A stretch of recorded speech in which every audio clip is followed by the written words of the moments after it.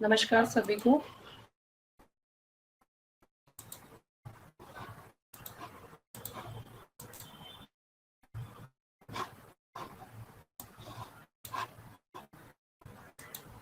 हम अपना पाठ पढ़ रहे थे, पाठ कबीर की साखियां, कविताएं, दोहे। तो दोहा अंश नंबर 2, एक बार फिर से मैं दोहरा देती हूँ। दोहा। संतो देखत जग बेराना, साच कहो तो मारन धावे। झूठे जगपतियाना, नेमी देखा धर्मी देखा। प्राप्त करे असनाना, आतम मारी पाखन नाही पूजे। उनमें कछु नहीं ज्ञाना। बहुतक देखा पीर ओलैया, पढ़े कितेब कुराना। के मुरीद तदबीर बतावे, उनमें उहे तो ज्ञाना। आसन मारी डिंब धरी बैठे, मन में बहुत गुमाना। पीपर पाथर पूजन लागे, तीरथ गर्भ बुलाना। टोपी पहिरे माला पहिरे, छाप तिरक अलुमाना। साकी सबदही गावत भूले, आतम खबरी ना जाना। हिंदू कहे मोहि राम प्यारा, तुर्क कहे रहीमाना। आपस में दो लरी लरी मुए, मर्म न काहू जाना। घर घर मंत्र देत फिरत है, महिमा के अभिमाना। गुरु के सहित शिष्य सब बूढ़े, अंत काल पछताना। कहे कबीर सुनो हो संतो, ई सब मर्म भुलाना। केतिक कहाओ कहा नहीं माने, सहज सहज समाना। तो इसके शब्दार्थ मैंने एक बार फिर से दोहराते हैं। एक मतलब परमात्मा, जग मतलब संसार, लुभाना मतलब मोहित होना, नर मतलब मनुष्य, गर्भाना मतलब गर्व करना, भया मतलब हुआ, दीवानी मतलब बैरागी, बिराना मतलब पागल होना, साच सच, मारन मारने, धावे दौड़े, पतियाना विश्वास करना, नेमी नियमों का पालन करने वाला, प्रातः सुबह, स्नाना स्नान करना, आत्म स्वयं, मुरीद शिष्य, तदबीर उपाय, डिंब धरी घमंड करके, गुमाना घमंड, छाप तिलक माथे पर, तिलक हुआ छाप, साखी दोहा, आत्म खबरी आत्म का, आत्मा का ज्ञान, तुर्क मुसलमान, मुए मरना, भर्म संदेह भेद, समाना लीन होना, पाखन नहीं पत्थरों को, पीर ओलिया धर्म गुरु व संत ज्ञानी, किताब ग्रंथ। तो प्रसंग है, प्रस्तुत पद में कबीरदास जी ने धर्म के नाम पर हो रहे आज के वर्तमान समय में बाहें अंडम्बरों पर बहुत ही तीखा प्रहार किया। कबीर ने लोगों को ढकोसलों में फंसाकर स्वयं पछताने पर सचेत किया। अर्थ, कबीरदास जी सज्जनों को संबोधित करते हुए कहते हैं कि यह संसार पागल हो गया। इस संसार में जो सत्य का आचरण करता है, सत्य के मार्ग पर चलता है, उसे लोग क्या समझते हैं? पागल समझते हैं। और ऐसा बोलने वालों को मारने दौड़ने पड़ते हैं। जो माया जनित झूठ का आचरण करते हैं, जो लोग सत्य की राह पर चल रहे हैं ना, उनको लोग बोलते हैं पागल। उनमें से कुछ लोग अलग बातें करना शुरू करते हैं। नियमों पर चलने वाले लोग नेमी धर्मी बहुत हैं। सुबह उठकर स्नान करते हैं, पर वे अपनी आत्मा की बात नहीं सुनते। वे पत्थर में ईश्वर को ढूंढते हैं, उनकी पूजा करते हैं। मानवता से बड़ा कोई धर्म नहीं है। सत्य की राह पर चलना, इंसान को इंसान समझना, ना कि किसी धर्म का, किसी जाति का, इसका कोई मायने नहीं होता। कबीर ने यह हिंदू धर्म पर कटाक्ष किया। हिंदू धर्म के मानने वाले लोग ही नियमों का पालन करते हैं और आचरण में मिथ्या, झूठा आचरण, दिखावे की भक्ति। ऐसे लोग जो आत्मा को मार देते हैं, कुछ भी ज्ञान प्राप्त नहीं करते। कबीरदास जी कहती हैं, मैंने ऐसे बहुत से पीर ओलिया को भी देखा है जो किताब और कुरान को पढ़ते हैं, अपने शिष्य को तरह तरह का ज्ञान बांटते हैं, लेकिन उन्हें खुद ज्ञान नहीं होता कि कई आसन लगाकर ढोंग रचते हैं, पीपल को पूजते हैं, पत्थर को पूजते हैं, तीर्थ करते हैं, और सिर पर क्या पहनते हैं? टोपी, गले में माला और माथे पर तिलक लगाते हैं। अनुमान लगाते कि ईश्वर उनके पास ही है, साकी के शब्दों को गाना भूल गए हैं, जिन्हें खुद की खबर नहीं है। हिंदू कहता है कि मुझे राम प्यारा है, तो मुसलमान कहता है मुझे रहमान प्यारा है, और ऐसा कहकर आपस में लड़ते लड़ते रहते हैं, किंतु मर्म कोई नहीं जानता, और कुछ जो है घर घर जाकर मंत्र देते हैं। इस तरह करने वाले गुरु के साथ साथ शिष्य भी डूब रहे हैं। अंतिम समय आने पर दोनों पछताते रहते हैं। कबीरदास जी कहते हैं, अरे संतो, जरा सुनो तो सही, ये सब ब्रह्म को बुला दो, हरि का निवास नहीं है, वह तो हृदय में प्रिय है। मैंने इतना कह दिया कि ईश्वर तो थोड़ी सी सच्ची भक्ति से मिल जाता है, इसे पाने के लिए किसी दिखावे और कर्म कांड की जरूरत नहीं होती। व्याख्या, कबीरदास जी सज्जनों को संबोधित करते हुए क्या कह रहे हैं कि संसार में सब पागल हो गए। सच बताने वाले को लोग मारने दौड़ने लगते हैं, और झूठ बताने वाले को लोग क्या करते हैं, साथ देते हैं। आजकल झूठी दुनिया है, जो झूठ बोल रहा है ना, लोग उस पर ज्यादा विश्वास करेंगे, जो सच बोल रहा है ना उस पर विश्वास नहीं करते। कबीरदास जी हिंदुओं के बारे में बताते हैं, और ऐसे बहुत से लोग हैं जो नियमों का पालन करते हैं, धर्मानुसार अनुष्ठान आदि करते हैं। एक तो सुबह उठते हैं, फिर उसके बाद नहाते हैं, स्नान करते हैं। ऐसे लोग अपनी आत्मा को मारकर पत्थरों को पूजते हैं। ये लोग आत्मचिंतन नहीं करते, ऐसे लोग अपने ज्ञान पर घमंड करते हैं। ऐसे लोगों को वास्तव में कुछ भी ज्ञान प्राप्त नहीं होता।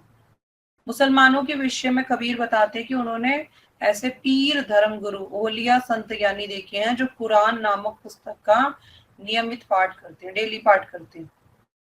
वे अपने शिष्यों को तरह तरह के उपाय भी बताते हैं, मुसलमान लोग, जबकि ऐसे पाखंडी स्वयं खुद के बारे में नहीं जानते। कबीर ढोंगी और योगियों पर कटाक्ष करते हैं, तो आसन लगाकर अहंकार धारण किए बैठे और अपने मन में घमंड धारण किए। जो ढोंगी लोग हैं ना, उनकी तरफ कटाक्ष करते हुए कह रहे हैं कि अहंकार उनके अंदर इतना है, घमंड करके चल रहे हैं वो। कबीरदास जी कहते हैं कि लोग पीपल पत्थर को पूजते हैं और घमंड कर तीर्थ यात्रा करना बुलाए बैठे हैं। कुछ लोग टोपी पहनते हैं और माला धारण करते हैं, माथे पर क्या लगा लेते हैं, तिलक लगा लेते हैं, और शरीर पर छापे लगाते हैं। वे साकी शब्दों को गाना भूल गए हैं, वे अपनी आत्मा के रहस्य को नहीं जानते। तो लोगों के बारे में टोपी लगा लेंगे, माला पहन लेंगे, तिलक लगा लेंगे, और अपने शरीर पर क्या लगा लेंगे, छापे लगा लेंगे। ऐसे लोग सांस्कृतिक जीवन पर घमंड करते हैं। हिंदू कहता है कि हमें राम प्यारा है, हिंदू क्या कहेगा, मुझे राम प्यारा है, तो मुसलमान क्या कहेगा, मुझे रहीम प्यारा है।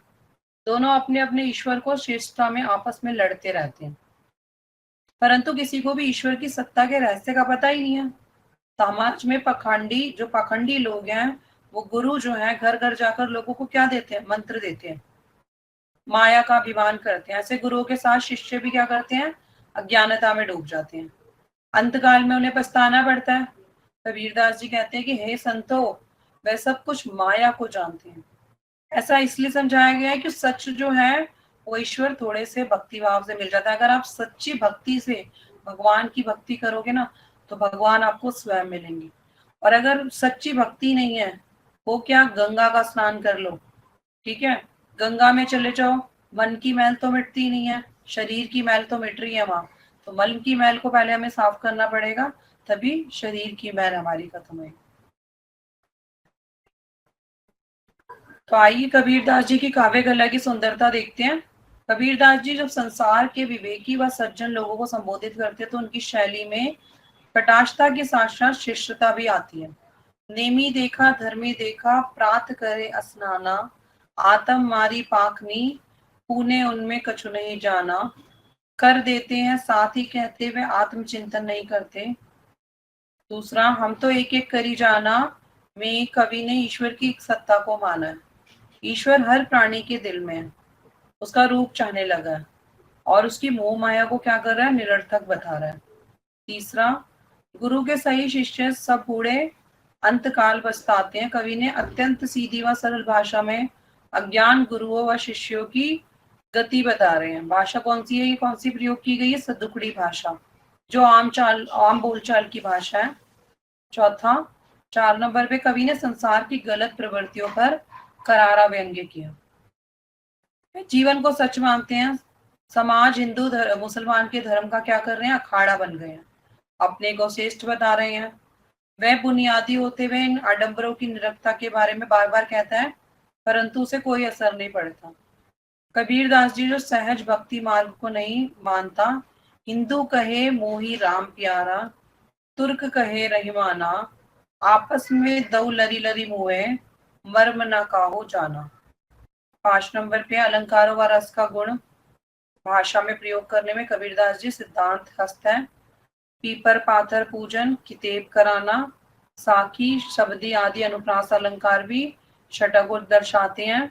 घर घर नरी नरी में पुनरुक्ति प्रकाश अलंकार दृष्टिगोचर होता है और देखते हैं पूरा का पूरा जो पद है वो संगीतात्मक है। आम बोलचाल की भाषा मिली जुली भाषा है, यानी सदुकड़ी भाषा का प्रयोग किया गया है। और प्रसाद गुण जो है वो यत्र तत्र बिखरा हुआ है। इसमें ऐसा लगता है हमारी आंखों में क्या हो रहा है, सामने वो घटित हो रही है घटना जो चल रहा है।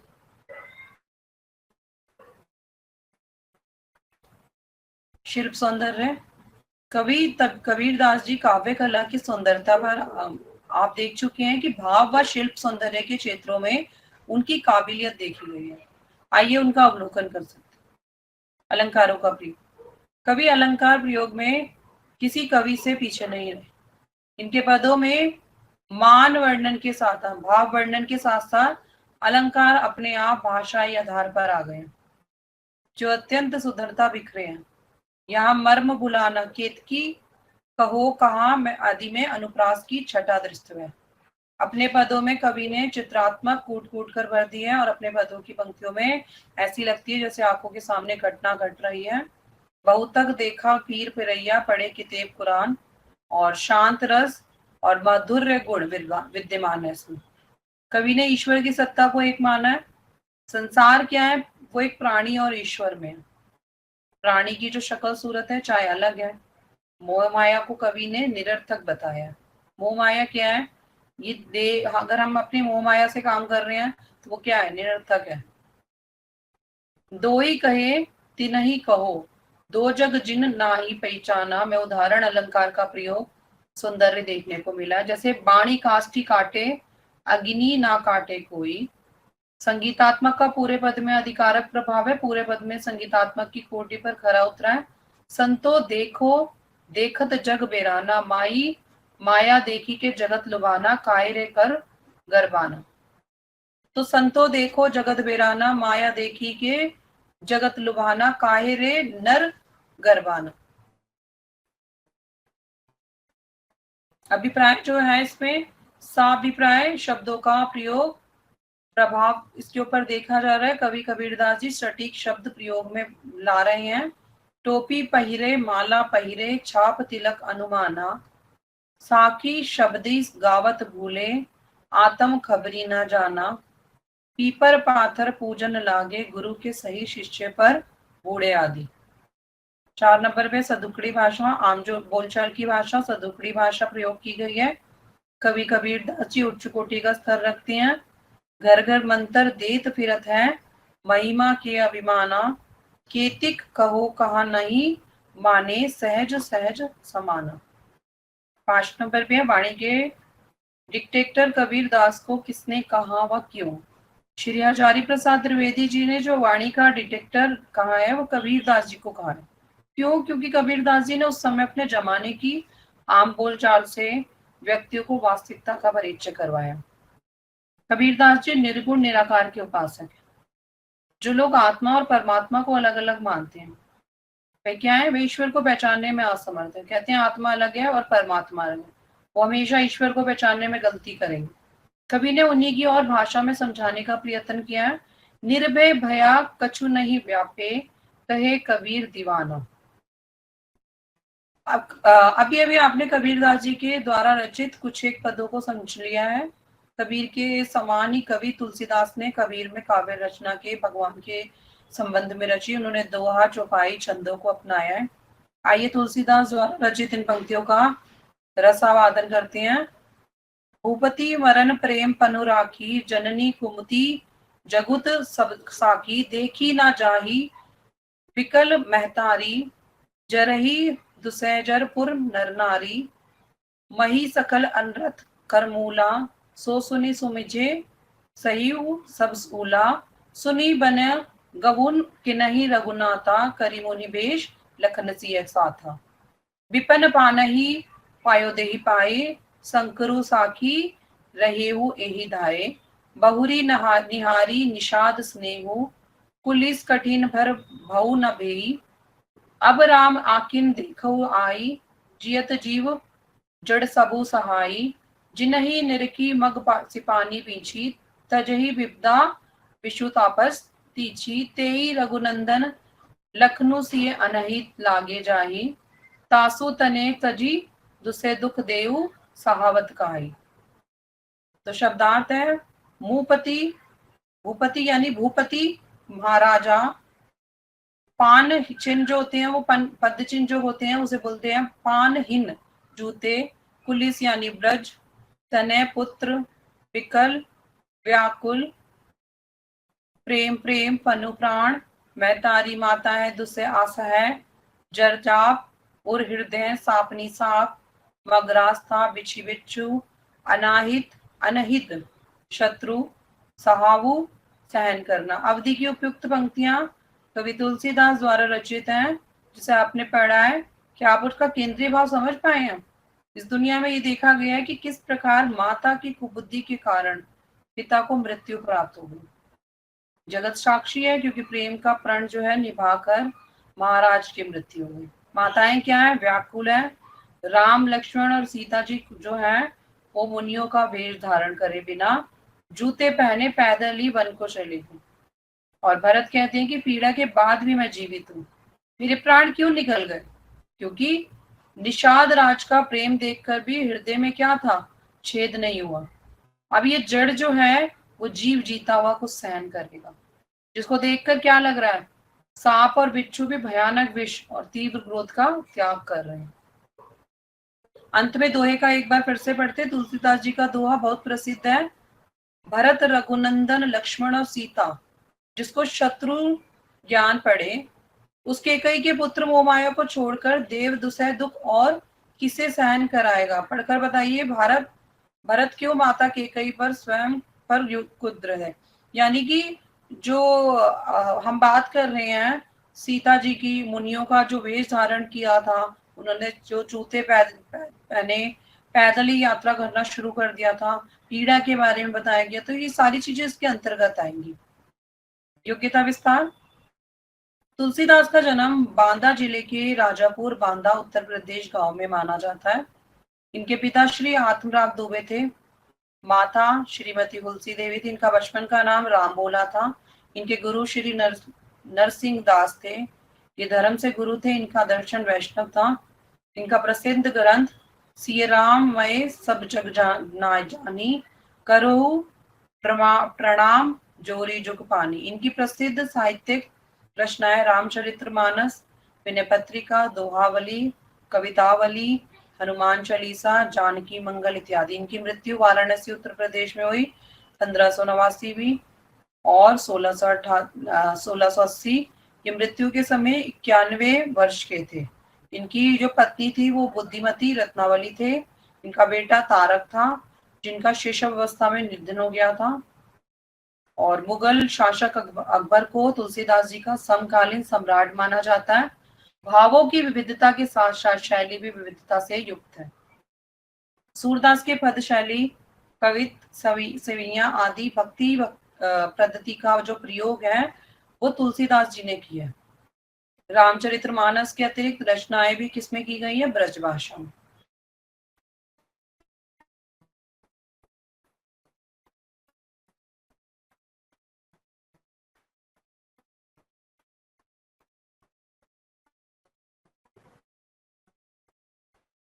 तो प्रश्न उत्तर देखिए। संक्षिप्त बिंदु पहले हम पढ़ लेते हैं। हमने सीखा श्री राम और भरत का प्रगाढ़ प्रेम कैसा है। भरत का मन राम के प्रति आदर से परिपूरित है।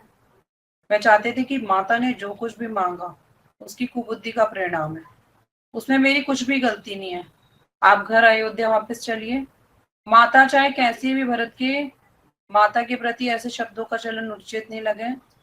कवि तुलसीदास का भाषा अवधि पर पूरा अधिकार था, तभी तो सही जगह सटीक शब्द प्रयोग काव्यांश में अर्थ व्यंजना कूट कूट कर देता है। मनोभाव का चित्रण बखूबी हुआ है। अनुप्रास अलंकार तो यत्र तत्र छाया हुआ है। इसके साथ रूपक, उपमा आदि अलंकारों का प्रयोग तुलसीदास की काव्य कला के प्रति पूर्ण समर्पिता भाव व्यंजता करता है। कवि ने रामचरितमानस की रचना अवधि भाषा में की है, जिसने कहानी में वास्तविकता के साथ साथ हृदय में छवि अंकित की है।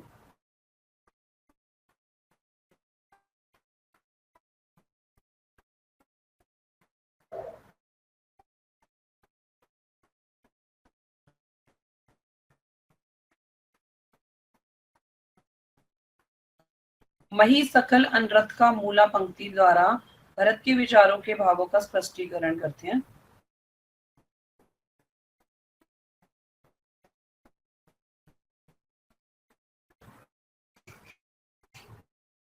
तो भरत के बारे में जो कहा जा रहा है, जो सीता जी थी जो मुनियों का वेश धारण किया था, उसमें भरत कहते कि इस पीड़ा के बाद भी मैं जीवित हूँ, मेरे प्राण क्यों नहीं निकल गए।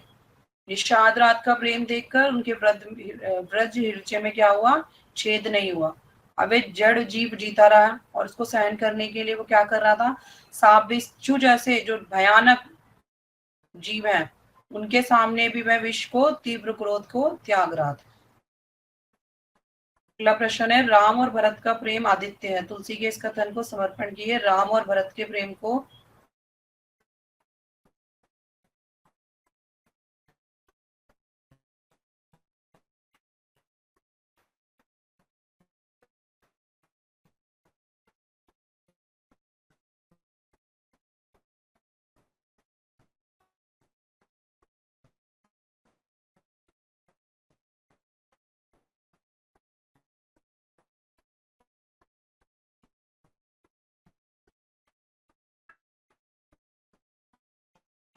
तो राम और भरत का जो प्रेम है वो अन्यत्र प्रेम है। चाहे कुछ भी हो उनके बीच में टकरार, परंतु जो भाई भाई हैं उनका जो प्रेम के बारे में तुलसीदास जी ने कहा है कि इनकी जो भावनाएं हैं, इनके जो विचार हैं, दोनों एक दूसरे के लिए जान न्यौछावर करते हैं, वो इनमें देखने को मिलता है। निषाद राज के प्रेम को देख भरत की स्थिति का वर्णन कीजिए। तो निषाद राज के देखकर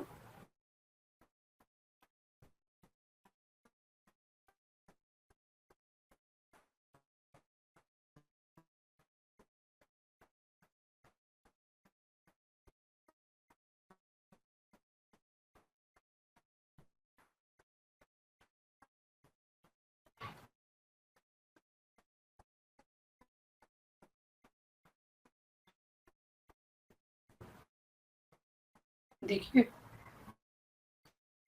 जो निषाद राज का जो प्रेम है वो तुलसीदास जी ने बताया है कि जो उनके प्रेम के बारे में बात कर रहे हैं, भरत की स्थिति का इस प्रकार से वर्णन करता है, किस प्रकार से उन्होंने उनका साथ दिया और जो परेशानियां थी उनको समझा, और आगे जो है उनकी माता जो थी उन्होंने भी, लक्ष्मण और सीता उनके शत्रु जो ज्ञान पड़े थे कि कई के जो पुत्र थे वो मोह माया को छोड़कर क्या कर रहे थे, दुख को सह रहे थे, क्योंकि उनके अंदर बिल्कुल ये भावनाएं थी नहीं इस प्रकार की। संसार किसका साथी है, जो सही राह पर सच्चे हृदय से भक्ति करता है। संसार जो संसार है वो उसी का साथी है। राम, सीता व लक्ष्मण कहाँ किस वेश में गए।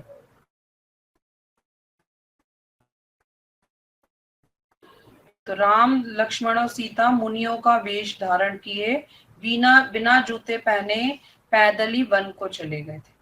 कहाँ चले गए थे, राम, लक्ष्मण और सीता जी मुनियों का वेश धारण करके बिना जूते पैदल ही वन को चले गए थे। ये था हमारा पाठ। अगला पाठ है हमारा पाठ नंबर 28। ए मेरे वतन के लोगों, कवि प्रदीप। ए मेरे वतन के लोगों, प्रस्तावना। प्रारंभ से लेकर वर्तमान समय तक हिंदी कविता में अनेक परिवर्तन देखने को मिलते हैं। अगर इन परिवर्तनों की बात करते हैं तो हिंदी कविता का यह जो समय है, समय अनुकूल रहा है। विद्वत समाज का मानना है कि साहित्य समाज का दर्पण होता है। इस तथ्य को स्वीकार करते हुए हिंदी कविता भी अपने देश के गौरवशाली इतिहास गान के साथ साथ अपने सांस्कृतिक और सामाजिक विशेषताओं को भी अभिव्यक्त करने में समक्ष है। हिंदी साहित्य के कवियों, महाकवियों एवं गीतकारों को अनेक ऐसी कविताओं की, गीतों की रचना की जिसे पढ़ने, सुनने व गाने से अपने देश के प्रति सम्मान और गौरव के भाव जो है हृदय में मन मस्तिष्क के हिलोरे लेने पड़ते। इन कविताओं और गीतों को सुनने व गाने में हमारा सीना गर्व से चौड़ा हो गया। इसके माध्यम से हमें अनुभूति होती है कि हम एक समृद्धशाली, गौरवशाली परंपरा को जीवंत करते हुए भारतवर्ष के नागरिक हैं। गीतकारों की कविताएं, गीत भारतवर्ष के सांस्कृतिक वैशिष्ट्यों के वर्णन के साथ साथ राष्ट्रीय चेतना के भाव को भी जागृत करने वाले, सीखने अधिगम के उद्देश्य इस गीत को पढ़ने के साथ साथ मनन करने के बाद विद्यार्थी भारतीय सेना की शौर्य एवं पराक्रम को जान सकेंगे। देश के लिए बलिदान देने के लिए सैनिकों के प्रति कृतज्ञता का भाव उत्पन्न करेंगे। देश के प्रति गौरव की भावना जागृत होगी। राष्ट्रीय एकता और अखंडता बनाए रखने के लिए उनके प्रति कर्तव्यों का बोध उत्पन्न होगा। सामाजिक, धार्मिक, भौगोलिक क्षेत्र से पार करने में सक्षम होंगे। शुरुआत करते हैं 28.2 अमीर वतन के लोगों, देशभक्ति गीत का मूल भाव।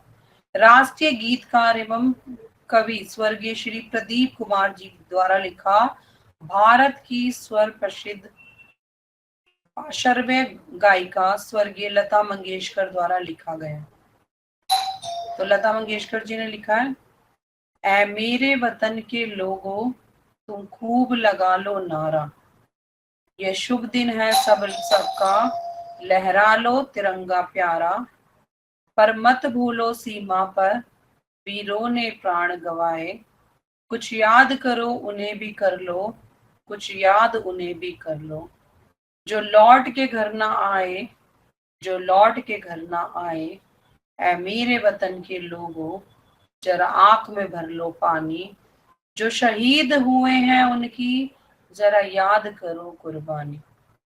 जब घायल हुआ हिमालय खतरे में पड़ी आजादी, जब तक थी सांस लड़े वो फिर उनकी लाश बिछा दी, संगीन पे वह दर का माथा सो गए अमर बलिदानी, जो शहीद हुए हैं उनकी जरा याद करो कुर्बानी। जब देश में थी दिवाली वो खेल रहे थे होली, जब हम बैठे थे घरों में वो झेल रहे थे गोली, थे धन्य जवान जो अपने भी, धन्य जो अपनी जवानी, जो शहीद हुए थे उनकी जरा याद करो कुर्बानी। कोई सिख, कोई जाट मराठा, कोई गुरखा, कोई मद्रासी, सरहद पर मरने वाला हर वीर था भारतवासी, जो खून गिरा पर्वत पर वो खून था हिंदुस्तानी, जो शहीद हुए हैं उनकी जरा याद करो कुर्बानी। थी खून से लथपथ काया फिर भी बंदूकें उठा के, 10-10 को एक ने मारा फिर गिनकर होश गवा के, जब अंत समय आया तो कह गए सब अब मरती हैं, खुश रहना देश के प्यारों अब हम तो सफर करते हैं, क्या लोग थे वो दीवाने, क्या लोग थे वो अभिमानी, जो शहीद हुए हैं उनकी जरा याद करो कुर्बान। तुम भूल न जाओ इसलो तुम भूल न जाओ इनको इसलिए कही ये कहानी, जो शहीद हुए हैं उनकी जरा याद करो कुर्बानी, जरा याद करो कुर्बानी। जय हिंद, जय हिंद, जय हिंद की सेना, जय हिंद, जय हिंद, जय हिंद।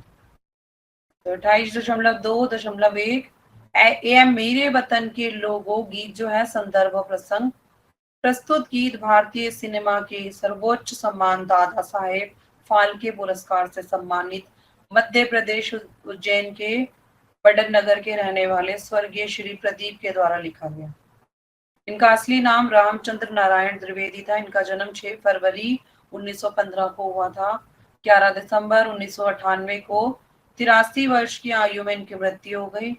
5 दशकों के करियर में इन्होंने अपनी फिल्म के लगभग 1700 गीत लिखे। इनके गीतों में वर्णित देशभक्ति की भावना राष्ट्रीय कवि के रूप में देखने को मिलती है। स्वर कुकीला लता मंगेशकर ने इसी गीत को 27 फरवरी 1963 को नई दिल्ली के नेशनल स्टेडियम में लिखा था। और राष्ट्रपति सर्वपल्ली राधाकृष्णन और भारत के प्रथम प्रधानमंत्री जो थे श्री जवाहरलाल नेहरू जी ने इस कार्यक्रम में उपस्थित थे। ये कार्यक्रम गणतंत्र दिवस के अवसर पर रामलीला मैदान में आयोजित किया गया था। ये गीत 1962 के आक्रमण में शहीद हुए भारतीय सैनिकों को समर्पित है। जो सैनिक शहीद हुए थे उनकी श्रद्धांजलि इस गीत के माध्यम से व्यक्त हुई है। इस गीत को सुनकर आज भी जो देशवासी हैं वो भाव विभोर होते हैं। ये गीत जो है युग में इतना प्रासंगिक और सटीक है जितना लिखे जाने के समय था।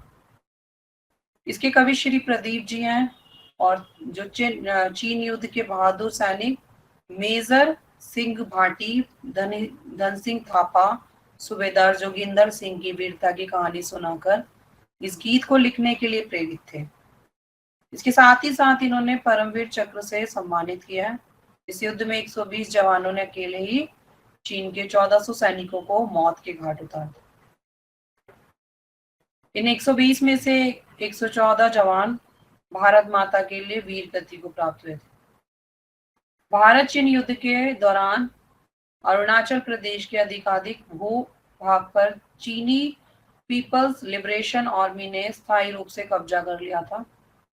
अरुणाचल प्रदेश के उत्तर पूर्वी जिले में जो स्थित है, इस सीमाओं पर जो उत्तर में तिब्बत में रहने के लिए राज्य में मिलता है, कभी दक्षिण पूर्व से नागालैंड तक पूर्व में ब्रह्मा को स्पर्श करती है और अरुणाचल प्रदेश की राजधानी ईटानगर है। यहाँ के निवासियों ने बोलचाल की प्रमुख भाषा लिखी है। सन 1962 में पहले इस राज्य को नॉर्थ ईस्ट फ्रंटियर एजेंसी नेफा के नाम से जाना जाता है। एक सांस्कृतिक बहुलता वाला राज्य है। यहाँ वर्ष में कई त्योहार मनाए जाते हैं और इसी के साथ साथ 26 प्रकार की विभिन्न जातियों का निवास करता है। इनकी विशिष्ट परंपराएं जो रीति रिवाज है वो अरुणाचल प्रदेश उदित होने वाले सूर्य पर्वत अर्थ को व्यक्त करता है। अरुणाचल प्रदेश की उगते हुए सूरज की भूमि भी कहा जाता है क्योंकि सूर्योदय जो होता है देश में यहीं पर होता है। 1962 में स्थायी रूप से अरुणाचल प्रदेश के भूभाग पर कब्जा हो रहा है। विराम की घोषणा कर देना। मैंक मोहन रेखा 1962 का ये युद्ध 20 अक्टूबर से 20 नवंबर तक लगभग 1 महीने के लिए चला और 1962 तक जो भारत चीन का युद्ध है वो कठोर परिस्थितियों में लड़ाई के रूप में उल्लेख। तो चलिए पहली पंक्ति हमारी है, इसको पढ़ते हैं।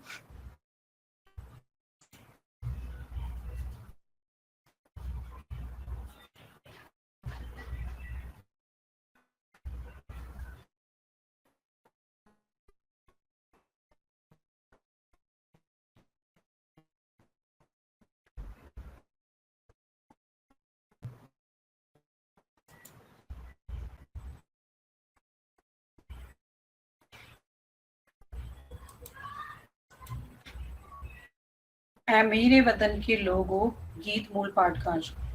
ऐ मेरे वतन के लोगों, तुम खूब लगा लो नारा, ये शुभ दिन है हम सब का, लहरा लो तिरंगा प्यार। पर मत भूलो सीमा पर वीरों ने प्राण गंवाए, कुछ याद करो उन्हें भी कर लो, कुछ याद उन्हें भी कर लो, जो लौट के घर ना आए, जो लौट के घर ना आए। ऐ मेरे वतन के लोगों का गीत भावार्थ इस प्रकार है। इस गीत के रचनाकार स्वर्गीय श्री प्रदीप हैं एवं स्वर कोकिला स्वर्गीय लता मंगेशकर के द्वारा लिखा गया है। इस गीत के अंश में भारतवासियों से ये अनुरोध किया गया है कि वे भारत के राष्ट्रीय पर्वों पर खुशी मनाने के साथ साथ उन वीर सेनानियों और शहीदों के प्रति श्रद्धांजलि अर्पित करें जिन्होंने अपनी मातृभूमि की रक्षा के लिए हंसते हंसते प्राणों का उत्सर्ग कर दिया।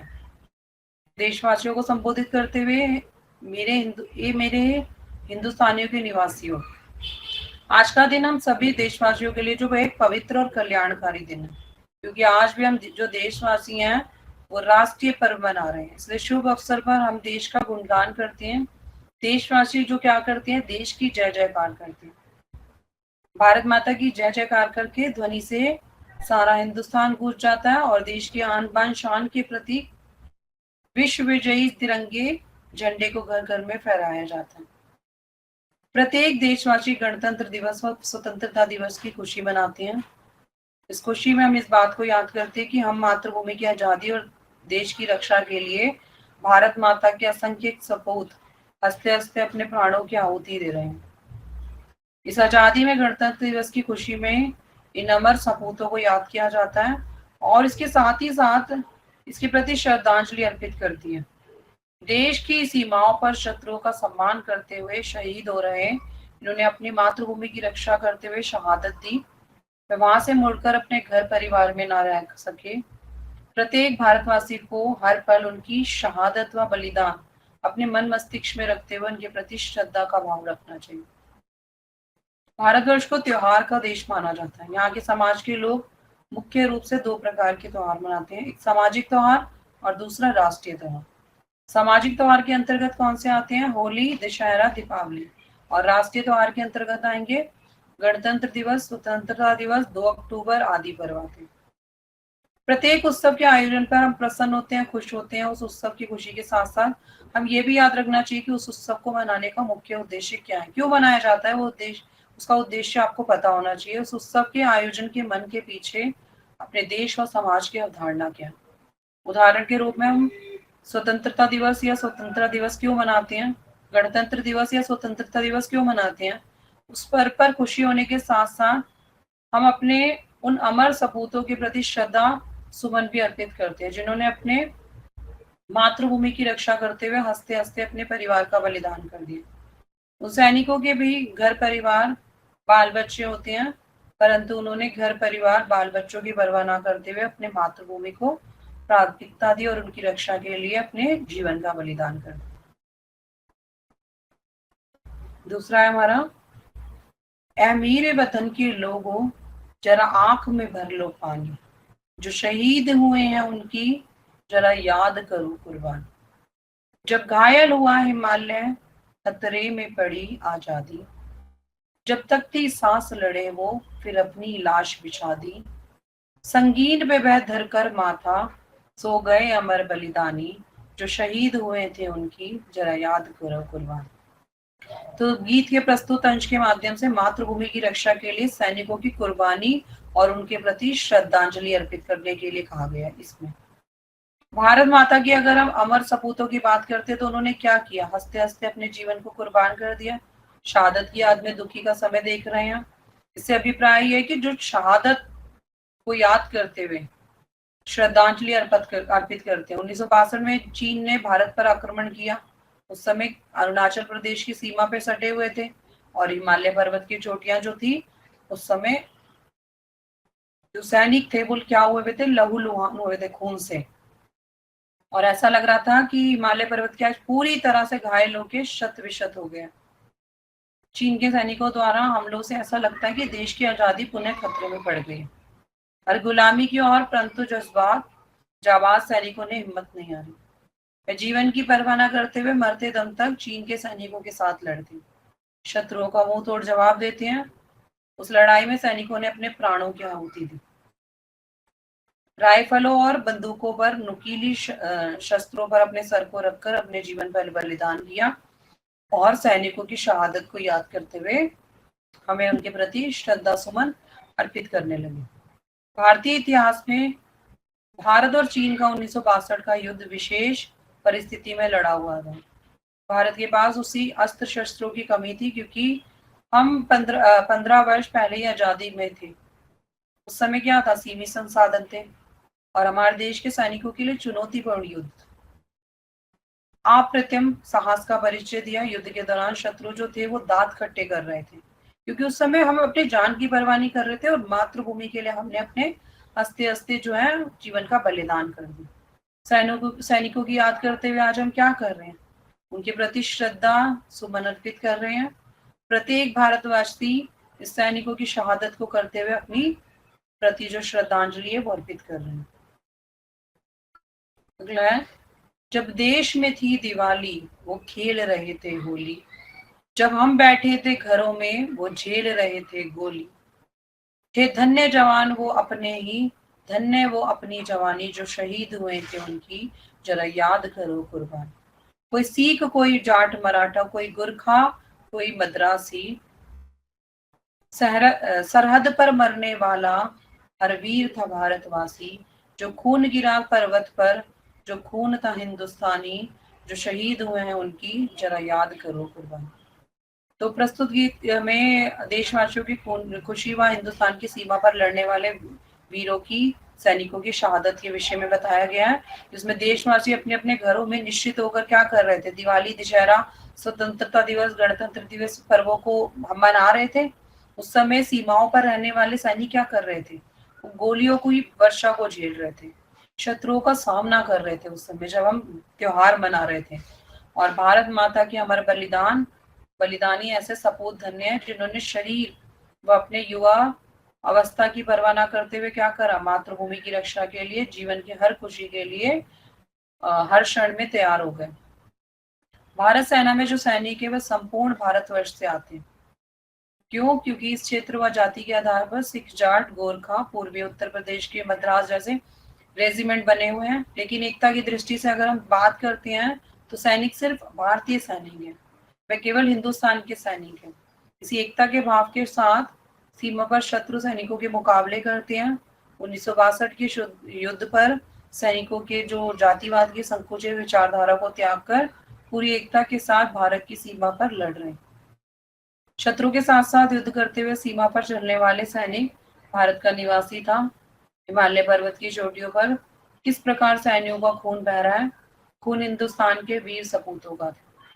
उन सैनिकों की कुर्बानी को याद करते हुए उनके प्रति जो श्रद्धा सुमन अर्पित करने चाहिए, हम भारतीयों को अपने सैनिकों की शहादत व कुर्बानी को भी नहीं भूलना चाहिए, क्योंकि हम अपने देश के पर्व उत्सव को खुशी से मनाने में डूबे रहते हैं और अपने प्राणों को संकट में डालकर देश की सीमाओं को शत्रु सैनिकों से सुरक्षित रखते हैं। सैनिक जो है क्षेत्रवाद, जातिवाद की संकुचित विचारधारा को न मानते हुए एकमात्र हिंदुस्तानी के निवासी हैं। इसी एकता के साथ भाव और उसके क्षण की सीमा की रक्षा करने में क्या हो रहे हैं, हम सक्षम रहती। अगला है, थी खून से लथपथ काया, फिर भी बंदूकें उठा के, 10-10 को एक ने मारा, फिर गिर गए होश गवा के। जब अंत समय आया तो कह गए हम मरते हैं, खुश रहना देश के प्यारों, अब तो हम सफर करते हैं। क्या लोग थे वो दीवाने, क्या लोग थे वह सब अभिमानी, जो शहीद हुए उनकी जरा याद करो कुर्बानी। जय हिंद, जय हिंद, जय हिंद की सेना, जय हिंद, जय हिंद, जय हिंद। तो प्रस्तुत गीत के जो अंश हैं वो भारत चीन शत्रुओं पर सेना के साथ गोलीबारी करने के लिए घायल और मृत्यु के लिए क्या हो रहे हैं, भारतीय सैनिकों की वीरतापूर्ण कृत्य और उनके बलिदान का वर्णन कर रहे हैं। चीन के सैनिकों ने गोलीबारी से घायल हुए, शरीर खून भीगे हुए हैं, उनकी हिम्मत नहीं हारती, खून से लथपथ जो भारतीय सैनिकों ने अपनी बंदूक की सेना के साथ 10-10 सैनिकों को मौत के घाट उतारा है। उसके बाद मूर्छित होकर युद्ध के मैदान में गिर गया और हमारे शरीर पे क्या हिम्मत नहीं है। उन्होंने कहीं ना कहीं हमारे देश के देशवासियों को, तुम लोग हमेशा प्रसन्न और खुशहाल रहना, क्योंकि हमने मरते दम तक फर्ज निभाया। हम अपने जीवन के अंतिम सफर को तय करने जा रहे हैं, हम लोग मृत्यु की गोद में सोने जा रहे हैं। ऐसा कहकर उन्होंने मौत को स्वीकार कर लिया। भारत माता के उन सपूतों को मातृभूमि के लिए दीवानगी, स्वाभिमानी की भावना जो है उनके अंदर कूट कूट कर भरी हुई है। और दुनिया के शौर्य, बलिदान, शहादत को याद करने के लिए रचनाकार गायिका ने अपने भारतवासियों को याद किया। कुछ लोग बलिदानी अमर सपूतों को कहीं नहीं भूल जाना चाहते हैं। बलिदान और शहादत की कहानी गीत के माध्यम से वर्णित किया है। इस प्रकार देशभक्ति और मातृभूमि की रक्षा करते हुए, सपूतों को याद करते हुए हिंदुस्तान की जय हो। 1962 के युद्ध की अगर हम बात करते हैं, उस दौरान क्या हुआ था, सैनिकों ने मरणासन स्थिति में अप्रतिम साहस का परिचय दिया था और भारतीय सेना के एक एक घायल सैनिक और अपनी बंदूक से शत्रु सेना के 10-10 सैनिकों को मौत के घाट उतार दिया था। उनकी इन दीवानगी ने प्रशंसनीय है आज भी। तो अगर हम उनके गीत को आज भी गाते, सुनते और पढ़ते हैं तो देशवासियों को उनके गौर, शौर्य, बलिदान और शहादत को हमेशा याद रखना चाहिए। पाठ का साथ, भारतीय सिनेमा जगत के सर्वोच्च सम्मान दादा साहेब फाल्के पुरस्कार से सम्मानित स्वर्गीय श्री प्रदीप जी ने 1962 के भारत चीन युद्ध के शहीद मेजर मुल्तान सिंह भाटी, धनपत राव थापा, सूबेदार जोगिंदर सिंह, जसवंत सिंह रावत, ब्रिगेडियर होशियार सिंह राठी जैसे अमीर अमीर जो अमर बलिदानी हैं, उनको त्याग, शौर्य और बलिदान की कहानी सुनाई। अमीर वतन के लोगों गीतों को लिखा। इस माध्यम से सैनिकों के अदम्य साहस, त्याग व बलिदान की कहानी के साथ साथ देशवासियों के लिए जो क्या है, उनके प्रति जो श्रद्धांजलि अर्पित करने की भावना है। 1963 के गणतंत्र दिवस परेड में स्वर को किला स्वर्गीय लता मंगेशकर ने इस गीत को लिखा। सन 1963 के गणतंत्र दिवस में स्वर को किला स्वर्गीय लता मंगेशकर ने इस गीत को गाया था और उन्होंने इस गीत को गाकर भारत के प्रथम प्रधानमंत्री पंडित जवाहरलाल नेहरू, मंचा सिंह, सभी गणमान्य व्यक्ति परेड को देखने आए हुए सभी दर्शक से भाव विभोर हो गए। उनकी आंखों में आंसू बहने लगे। इस गीत में गीतकार ने देशवासियों को क्या संबोधित किया है कि राष्ट्रीय पर्वों के आयोजन पे खुशी मनाने के साथ साथ वीर सेनानियों को भी याद और शहीदों को प्रति श्रद्धांजलि अर्पित करो, क्योंकि अपनी मातृभूमि की रक्षा के लिए हंसते हंसते अपने जीवन का बलिदान उन्होंने कर दिया हमारे लिए। आज भी देशवासियों को गणतंत्र दिवस मना रहे, इसलिए हम सबकी खुशी का दिन है। इस शुभ अवसर पर देशवासी अपने देश का गुणगान कर रहे हैं और उनकी जय जयकार कर रहे हैं, क्योंकि प्राचीन काल से क्या चल रहा है, विश्व गुरु कहा गया और इसमें उनके ऋषि मुनि संत महापुरुष पैदा हुए हैं जिनका ज्ञान चक्षु जो है सारी दुनिया को रास्ता दिखाता है। हमारे वेद जो पुराण है वो रामायण, महाभारत, श्रीमद् भगवत गीता जैसे विश्व में पूजनीय है। प्राचीन काल में आर्थिक संपन्नता के कारण उन्होंने सोने की चिड़िया कहा था। ऐसे महिमा मंडित राष्ट्र ने गुणगान किया और भारतवासी का कर्तव्य है इस भारत माता की जय जयकार की ध्वनि से हिंदुस्तान गूंज उठे। हम अपने देश की आन बान शान के जो प्रतीक है विश्व विजयी तिरंगे को घर घर फहराएंगे। इस खुशी के आयोजन में इस बात को भी याद रखेंगे कि ऐसे महिमान्य मातृभूमि की आजादी का, देश की रक्षा के भारत माता के असंख्य सपूतों ने हंसते हंसते अपने प्राणों का बलिदान कर दिया। इसलिए आजादी और गणतंत्र दिवस की खुशी में हमें क्या करना चाहिए, अमर सपूतों को याद करना चाहिए, श्रद्धांजलि अर्पित करनी चाहिए और शत्रुओं से देश की रक्षा करते हुए जो शहीद हुए उन भारतवासियों को शहादत, त्याग और बलिदान को याद करते हुए उनके प्रति श्रद्धा सुमन अर्पित करने चाहिए। 1962 में चीन ने जिस देश पर आक्रमण किया वो अरुणाचल प्रदेश की सीमा पर सटे हिमालय पर्वत की चोटियों पर लहूलुहान हो गए थे। उस समय ऐसा लग रहा था मानो पूरी दुनिया में घायल हुए शत विशत हो गया। शत्रु सेना द्वारा दिए गए हमलों से ऐसा लग रहा था कि आजादी जो है खतरे में, और हमारे जावाजा सैनिकों ने हिम्मत नहीं हारी। मरते दम तक सैनिकों का जो साहस था, इस युद्ध में भारत 1000 सैनिक हुए। वे अपनी अपनी राइफल, बंदूक से नुकीली शास्त्रों पर अपने सर को अपने जीवन का बलिदान कर दिया। इसलिए आज के दिन सैनिकों की शहादत को करते हुए पूरी श्रद्धा के साथ 1962 का चीन विशेष परिस्थितियों में लड़ा और हमें आजादी मिलने में लगभग 15 वर्ष लग गए थे।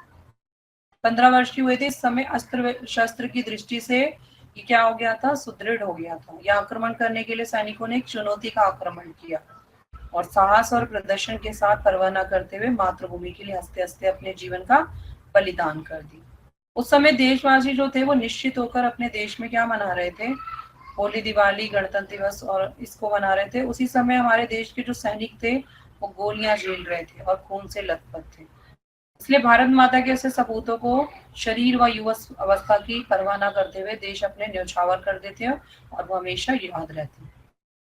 क्योंकि सेना जो है जाति के आधार पर सिख, जाट और गोरखा, मद्रासी जैसे विभिन्न जातीय पंजाब, हरियाणा, बिहार, उत्तर प्रदेश आदि क्षेत्रों के हैं। लेकिन एकता की दृष्टि से अगर हम बात करते हैं तो जाति और विभिन्नता में सिर्फ भारतीय सैनिकों 1962 में 1000 से अधिक सैनिक हुए थे। इनकी जो मेजर शान थी वो धन सिंह थापा सूबेदार, जोगिंदर सिंह, जसवंत सिंह रावत, ब्रिगेडियर होशियार सिंह आदि अरुणाचल प्रदेश की लोक कथा के अनुसार क्या हुए थे, सैनिकों में ऐसे शहीद हो गए थे और मृत्यु के बाद उन्होंने वहां पर एक पहरा दे दिया था।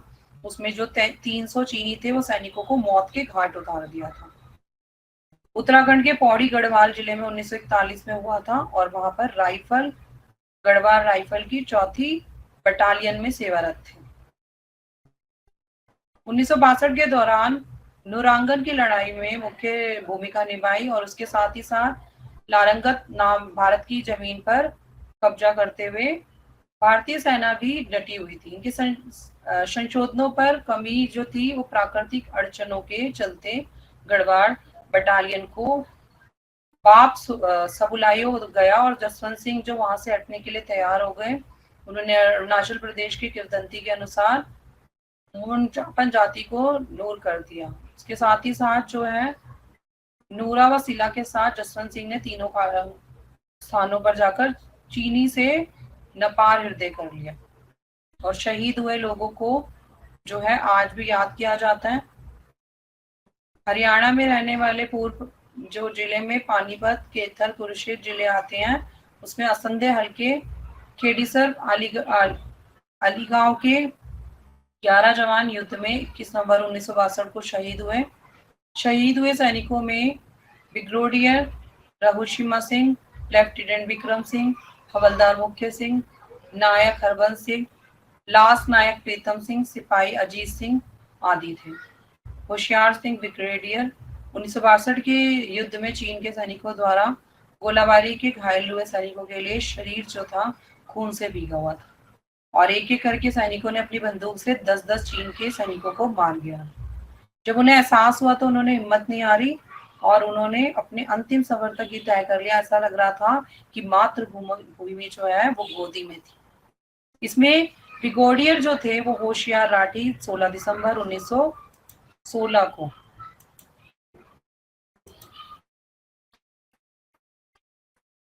1934 में सेना में भर्ती हुए। उन्होंने योग्यता पर विस्तार करते हुए पदोन्नत हुए और उस पर उन्होंने उस स्थान पर आ गए थे। 1962 को भारत चीन और वीर गाथा के लिए उन्होंने हरियाणा की वीर भूमि को गौरवित किया। इसी के साथ 62 ब्रिगेड शेला नामक स्थान पर तैनात यहाँ के ब्रिगेड व चीनी सेना को करारा जवाब दिया। इन्होंने युद्ध में क्या किया था, शौर्य का प्रदर्शन करते हुए शहादत की और 1962 में भारत चीन युद्ध में होशियार सिंह भारतीय सेना की ब्रिगेड के साथ इस देश के लिए शिलादर्श रक्षा के लिए प्रभावी। गढ़वाल राइफल्स के भी जवान थे। मृत्यु सन 1962 में सोलार की रक्षा के लिए जो पार्टी थी वो हमलावर चीनी ने घातक कर दिया था। 23 नवंबर 1962 की दोपहर को एक युद्ध विराम के 2 दिन बाद 154 रेजिमेंट 419 यूनिट की नंबर 2 कंपनी के चीनी सैनिकों ने ब्रिगेड कमांडर 3 अधिकारी को 30 अन्य रैंकों के साथ मार डाला। इनकी घायल अवस्था के कारण पास पुदुंग में पकड़ गई और ब्रिज बेमडिला के दक्षिण पश्चिम में थे। सिंह के शव को अपने स्थायी यमनपाव फुदुक में संरक्षित कर लिया गया और उसके साथ ही साथ फुदुंग जो लौट आया और उन्होंने सबसे बड़े बेटे का साहसिक सैन्यों अंतिम संस्कार किया। तत्कालीन प्रधानमंत्री जवाहरलाल नेहरू, पंजाब के मुख्यमंत्री प्रताप कैरो समेत सेना के वरिष्ठ अधिकारी परिवार को सांत्वना देते हुए संखोल आए और उनकी इंदिरा गांधी जी से परिवार से मिलने गांव। चीन की लड़ाइयों में क्या हुआ, उस बलिदान में उन्होंने 57 वर्ष हो जाएंगे शहादत को बुधवार, मगर वह भी देशवासियों के दिलों में जीवित है। बहादुरगढ़ उपमंडल के गवासा कोल के होशियार जिले में 1934 में राजपूता राइफल्स 2 में राइफलमैन के तौर पर भर्ती हुए। 1940 में हवलदार बन गए। बल्डवार के दौरान 1941 में किंग कमीशन की अगुवाई में इसी वर्ष जुलाई में कमिश्नरेट ऑफिसर बनाए गए। 4 मार्च 1942 को कैप्टन और 2 साल बाद सितंबर 1943 में सेना पे मेजर पदित हुए। 1947 के बाद मिलिट्री एकेडमी देहरादून में चीफ इंस्ट्रक्शन बन गए और 1952 में इन्होंने राजपूता राइफल 2 का जिम्मा उठा लिया। 1956 में राजपूता राइफल में दिल्ली स्थित रेजिमेंटल सेंटर में कमांडेंट बने और फरवरी 1961 में डिपार्टमेंट बना दिया गया। इसी वर्ष 22 अक्टूबर को ये डिप्टी कमांडर से ब्रिगेडियर होशियार सिंह बन गए।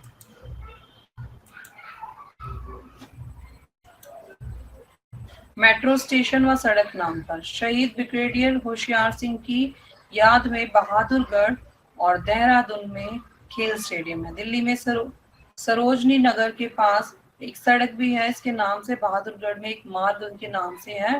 रोहतक दिल्ली रोड पर बीडीओ ऑफिस के पास इसकी प्रगति मिल रही है। पिछले साल सिटी पार्क मेट्रो स्टेशन का नाम बदलकर इसके नाम पर रखा गया। वर्तमान समय में बहादुरगढ़ सिटी मेट्रो स्टेशन का नाम ब्रिगेडियर होशियार सिंह के नाम पर रखा गया। तो ये था हमारा पाठ।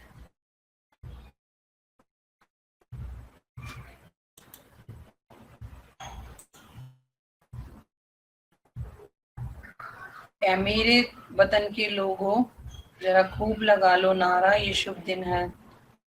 तो ये जो है लता मंगेशकर जी का जो इतना अच्छा उन्होंने देशभक्ति गीत बताया है, और ये इसमें हर चीज हमें अच्छे से बताई गई है। हम अपने त्योहारों को तो याद करते हैं, परंतु देश में जो वीर सेनानी है उनको हम याद किए बिना ही उसको भूल जाते हैं। तो अगला पाठ हम अपनी अगली कक्षा में शुरू करेंगे। उसके लिए इतना ही। धन्यवाद।